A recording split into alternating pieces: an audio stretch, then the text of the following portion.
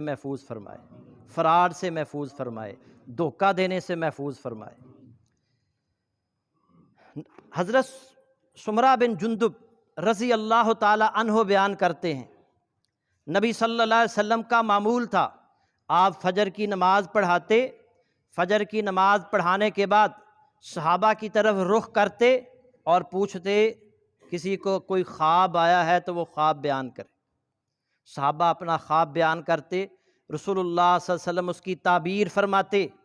ایک دن نبی صلی اللہ علیہ وسلم نے صحابہ سے پوچھا اگر کسی کو کوئی خواب آیا ہے تو وہ مجھ سے اس کی تعبیر پوچھ لے۔ سارے صحابہ خاموش۔ فرمایا ہمیں خواب نہیں آیا۔ نبی صلی اللہ علیہ وسلم فرمایا آج رات مجھے خواب آیا ہے۔ اور یاد رکھیں کہ نبی صلی اللہ علیہ وسلم کا خواب، نبیوں کا جو خواب ہوتا ہے وہ وحی ہوتی ہے۔ نبی صلی اللہ علیہ وسلم فرمایا آج رات میں نے خواب دیکھا، میرے پاس دو آدمی آئے، انہوں نے میرے ہاتھ کو پکڑا اور مجھے ارض مقدسہ کی طرف لے گئے۔ وہاں میں نے دیکھا کہ ایک شخص بیٹھا ہوا ہے، ایک آدمی اس کے پاس کھڑا ہے جس کے ہاتھ میں لوہے کا ایک آرا ہے، اور جو بیٹھا ہوا شخص ہے نا وہ آرا اس کی یہاں گدی میں وہ باچھ میں ڈالتا ہے اور اسے باچھ میں چیرتا ہوا گدی تک لے جاتا ہے، اور پھر وہ دوسری باچھ میں اس کو داخل کرتا ہے، اسے چیرتا ہوا گدی تک لے جاتا ہے۔ نبی صلی اللہ علیہ وسلم یہ منظر دیکھ کر کہتے ہیں یہ کون شخص ہے، اس کو کیوں یہ سزا دی جا رہی ہے؟ وہ کہنے لگے آگے چلیں، آگے چلیں، بتائیں گے، ہم بعد میں بتائیں گے، آپ آگے چلیں ہمارے ساتھ۔ رسول اللہ صلی اللہ علیہ وسلم ان کے ساتھ آگے چلے گئے۔ پھر آپ نے دیکھا ایک شخص لیٹا ہوا تھا اور اس آدمی کے پاس ایک اور آدمی کھڑا تھا جس کے ہاتھ میں ایک بہت بڑا پتھر تھا، اور وہ اس پتھر کو اس کے سر پر مار رہا تھا، جس سے اس کا سر جو ہے نا وہ کچلا جاتا اور پتھر دور جا کر گر جاتا۔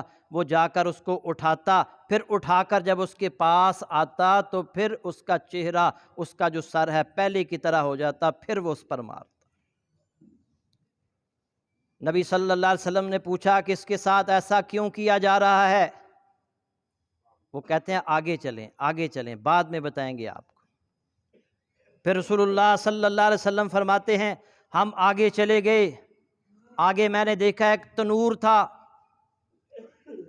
اس کے اوپر ایک سوراخ تھا، اور اوپر والا حصہ تنگ تھا اور نیچے والا حصہ بہت وسیع تھا، اور اس میں آگ جلائی جا رہی تھی۔ اور اچانک میں کیا دیکھتا ہوں کہ اس تنور میں سے آگ جو ہے وہ کچھ ننگے مرد اور ننگی عورتوں کو اوپر اٹھا کر لے آتی ہے، اور پھر جب وہ اس کے کنارے پر پہنچتے ہیں پھر وہ آگ نیچے ہو جاتی ہے، پھر وہ نیچے ہو جاتے ہیں، اور پھر اسی طرح یہ سلسلہ جاری رہتا ہے۔ نبی صلی اللہ علیہ وسلم پھر پوچھتے ہیں ان کو یہ کیوں سزا دی جا رہی ہے؟ وہ کہتے ہیں آگے چلیں، آگے چلیں۔ ہم آگے بڑھے، نبی صلی اللہ علیہ وسلم فرماتے ہیں آگے ایک نہر آئی، اور نہر خون کی نہر، خون کی نہر میں ایک آدمی کھڑا تھا، ایک آدمی اس کے کنارے پر کھڑا تھا۔ وہ جو آدمی خون کی نہر میں تھا وہ آگے کنارے کی طرف بڑھتا ہے، اور جو آدمی کنارے پر کھڑا تھا اس کے پاس ایک بہت بڑا پتھر تھا، جیسے ہی وہ اس کے قریب آتا وہ اس کے منہ پر وہ پتھر دے مارتا، اور پھر وہ واپس چلا جاتا، اور پھر آہستہ آہستہ پھر وہ کنارے پر آتا، وہ پھر پتھر پکڑ کر پھر اس کے منہ پر دے مارتا۔ نبی صلی اللہ علیہ وسلم پوچھتے ہیں اس کو کیوں یہ سزا دی جا رہی ہے؟ وہ فرشتے بتاتے ہیں کہ آگے بڑھیں، آگے بڑھیں، آگے چلیں۔ نبی صلی اللہ علیہ وسلم آگے گئے، وہ بتاتے ہیں کہ ہم ایک سرسبز باغیچے میں پہنچ گئے، وہاں ایک بہت بڑا درخت تھا جس کے جڑوں کے قریب ایک بزرگ بیٹھا ہوا تھا، اس کے آس پاس کچھ بچے بیٹھے ہوئے تھے، اور اسی طرح اس درخت کے ساتھ ہی ایک اور شخص کھڑا تھا جو آگ جلا رہا تھا۔ نبی صلی اللہ علیہ وسلم نے پوچھا کہ یہ شخص کون ہے؟ وہ کہتے ہیں آگے بڑھیں۔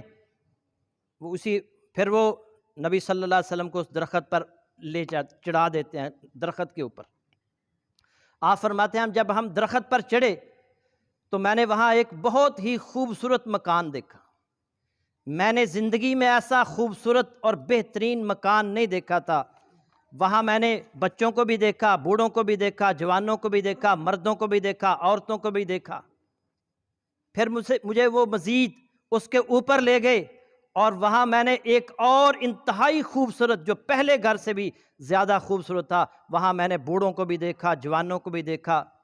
میں نے اپنے ساتھیوں سے کہا آج تم نے مجھے بڑا گھمایا ہے، مجھے بتاؤ اس کی تفصیل، بتاؤ اس کی تفصیل کیا ہے۔ انہوں نے کہا اب ہم آپ کو اس کی تفصیل بتاتے ہیں۔ وہ کہتے ہیں سب سے پہلا شخص جس کی باچھوں کو چیرا جا رہا تھا، یہ وہ شخص تھا جو دنیا میں جھوٹ بولنے والا تھا، جھوٹا شخص۔ لوگ اس کی باتوں کو لے کر پھیلاتے تھے، جھوٹ پھیلاتے تھے، اور یہ عذاب اسے قیامت تک دیا جاتا رہے گا، قیامت تک اس کی باچھوں کو چیرا جائے گا، گدی تک چیرا جا رہا ہے۔ جو جھوٹے اس دنیا سے جا چکے ہیں اور جو جھوٹ بولنے والے ہیں، اپنے انجام کو ذرا دھیان سے سن لیں، ان کا انجام بھی یہی ہوگا جو جھوٹ بولنے والے ہیں۔ اللہ تعالی ہمیں جھوٹ سے محفوظ فرمائے۔ کتنے دھڑلے کے ساتھ کاروباری حضرات، سیاستدان، ہر کوئی دھڑلے کے ساتھ جھوٹ بولتا ہے، اور انہیں اس انجام کی خبر ہی نہیں ہے۔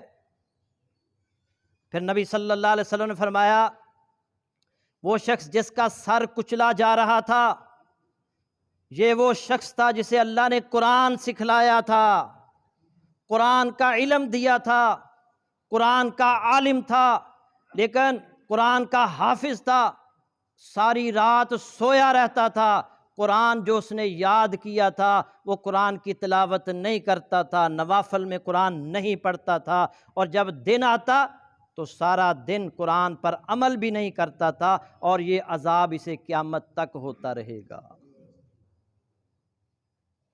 علماء بھی اپنی خیر منائیں، قرآن کے حافظ بھی اپنی خیر منائیں، قرآن کا علم رکھنے والے خیر منائیں، اگر عمل نہیں کیا تو انجام دیکھیے، قیامت تک ایک فرشتہ اس کے سر پر پتھر مارتا رہے گا۔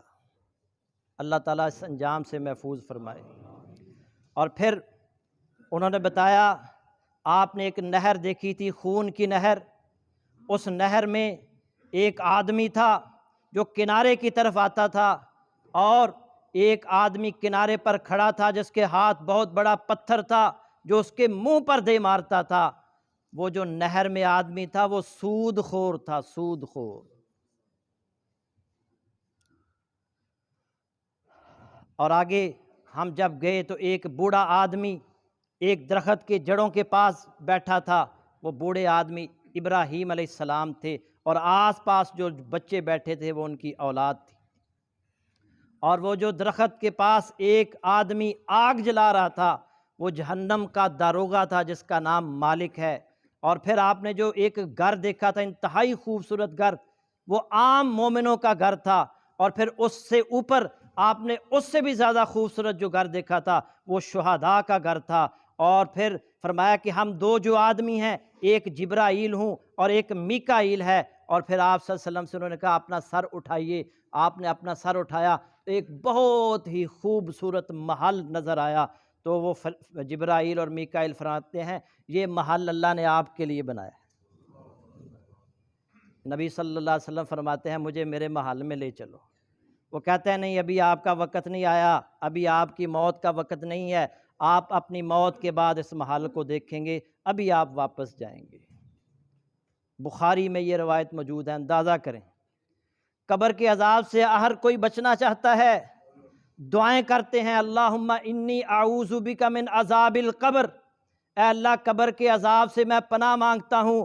اور قبر کے عذاب سے بچنا چاہتے ہیں سود چھوڑ دیں، قبر کے عذاب سے بچنا چاہتے ہیں جھوٹ بولنا چھوڑ دیں، قبر کے عذاب سے بچنا چاہتے ہیں تو قرآن کے عالم جو ہیں وہ اس پر عمل کرنا شروع کر دیں، قرآن کے حافظ جو ہیں قرآن جو انہوں نے یاد کیا ہے اس کو پڑھا کریں، روزانہ قرآن کی تلاوت کیا کریں، ورنہ قبر کا عذاب سے کوئی بچ نہیں سکتا۔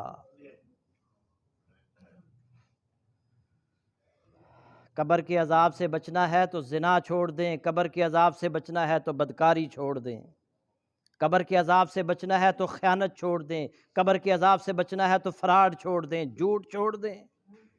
اللہ تعالیٰ ان برائیوں سے ہم سب کو محفوظ فرمائے۔ اب آتے ہیں، یہ تو مختلف عذاب کی شکل